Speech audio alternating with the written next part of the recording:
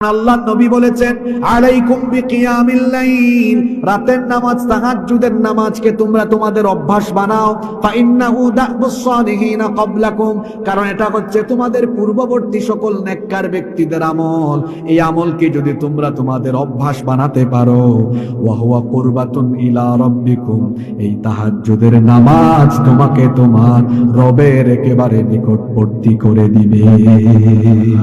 রাতের আধারে যারা সিজদাতে রয়, দু চোখের শ্রুতে নদী যেন বয়। রাতের আধারে যারা সিজদাতে রয়, দু চোখের শ্রুতে নদী যেন বয়। ছলনার হাত ছানি যত আসুক, পেছনে ফিরেও তাকায় না। যাদের হৃদয়ে আছে আল্লাহর ভয়, তারা কোনো পথ ভুলে যায় না। আল্লাহর প্রেম ছাড়া এই দুনিয়ায় কারো কাছে কোনো কিছু চায় না। সুবহানাল্লাহ পড়েন।